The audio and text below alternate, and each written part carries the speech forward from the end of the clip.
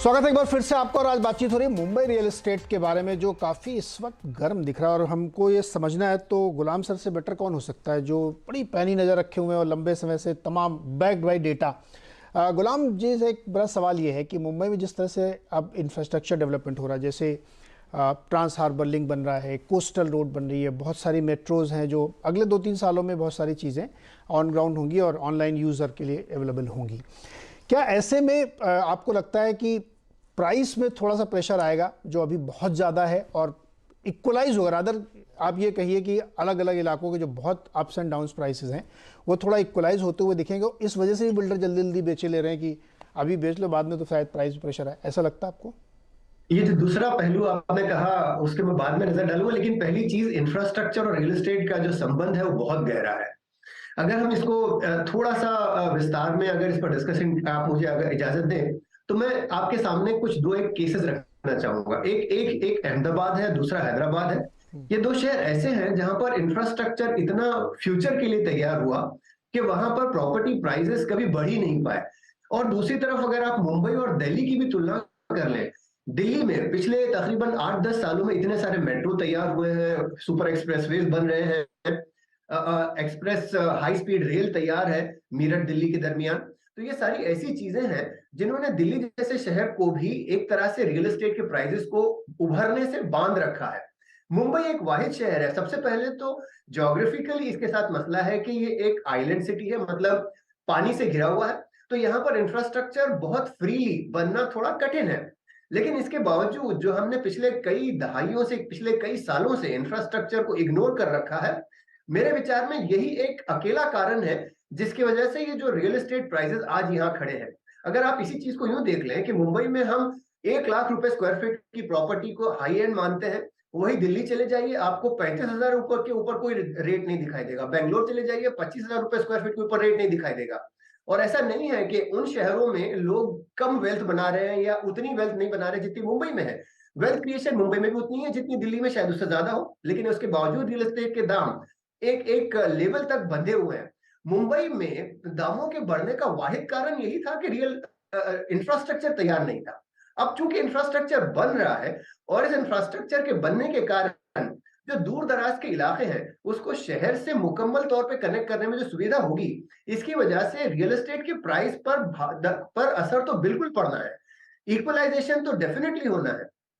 वही super luxury apartment अगर मैंने मान लिया, अगर मैं अलीबाग की तरफ जाता हूं जो आज राइट नाउ सुपर लग्जरी देखा जाता है, लेकिन जैसे ही ट्रांस हार्बर लिंक तैयार होगा और एक ब्रिज, करंजे ब्रिज बन रहा है, वो बन जाएगा, तो आप बाय रोड अलीबाग शायद सवा घंटे 1.5 घंटे में पहुंच जाएंगे।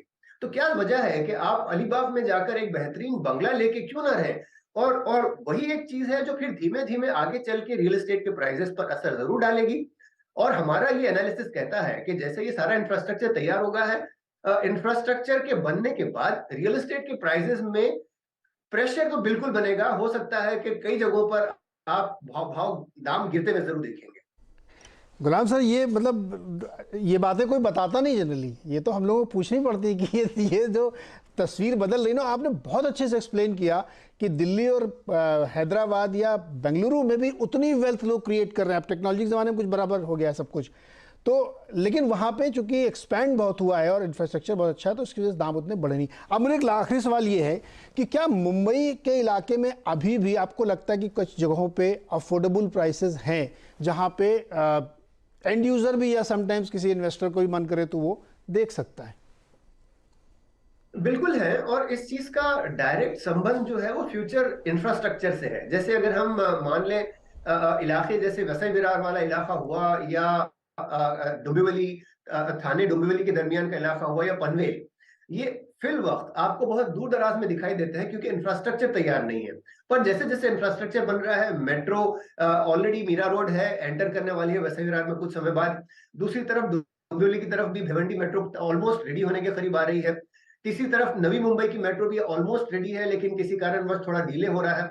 जैसे जैसे इंफ्रास्ट्रक्चर तैयार हो रहा है, वो सारे दूर दराज के इलाके बेहतरीन तौर से शहर के साथ बंध जाएंगे। और उस कारण वहां पर दाम आज भी कम है क्योंकि डायरेक्ट अब तक कनेक्टिविटी नहीं है। तो इन इलाकों में अफोर्डेबल हाउसिंग बहुत है। कई सारे इवन प्रधानमंत्री आवास योजना के अंतर्गत भी काफी सारे प्रोजेक्ट बनते हुए दिखाई दे रहे हैं। तो मेरा ये मानना है कि ये लोकेशंस है जहां पर अफोर्डेबल हाउसिंग के लिए जो लोग सुपर लग्जरी मुंबई की प्रॉपर्टीज नहीं झेल पा रहे हैं, बर्दाश्त नहीं कर पा रहे हैं, उनके लिए कई सारी लोकेशंस हैं जहां पर आज आप खरीद सकते हो। और अगले 2-3 साल में ये सारा समय यूं बदलेगा कि आपको अंदाजा भी नहीं होगा कि आपने जो मकान खरीदा था वो अचानक शहर के दरमियान कैसे चला आया, क्योंकि इंफ्रास्ट्रक्चर बन गया।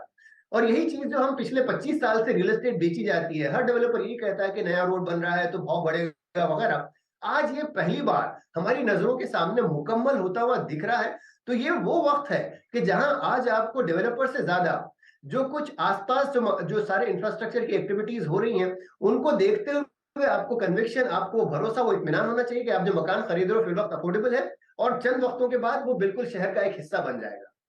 तो अब वो ये भी नहीं कहेंगे कि यहाँ पे इंफ्रास्ट्रक्चर डेवलप होगा, ऐसा भविष्य की तस्वीर बनेगी तो बहुत दाम बढ़ेंगे। अब वो कहेंगे नॉर्मल रहेंगे तो आप ले लीजिए दाम। गुलाम सर, सॉरी, आपने मुझसे सवाल किया। हाँ, अब बिल्डर ये नहीं कहेगा कि यहाँ भविष्य में ऐसा हो जाएगा तो अभी ले लो, नहीं तो 4 गुना दाम हो जाएगा। अब कहेगा नहीं, वो भी बनेगा और दाम ऐसे ही रहेंगे, नॉर्मल ही बिल्कुल रहेंगे। सही कहा। ऐसे ऐसे फॉर एग्जांपल एक प्रधानमंत्री आवास योजना के अंतर्गत वसई विरार के इलाके में एक बहुत ही बड़ा प्रोजेक्ट तैयार हो रहा है। यस। और मेरा मानना है कि इस किस्म के और प्रोजेक्ट जो हैं वो अफोर्डेबिलिटी को बरकरार रखेंगे और इंफ्रास्ट्रक्चर मुकम्मल होने के बाद जो लोग वहां पर रह रहे हैं उनके खुशियों का कोई ठिकाना ना होगा।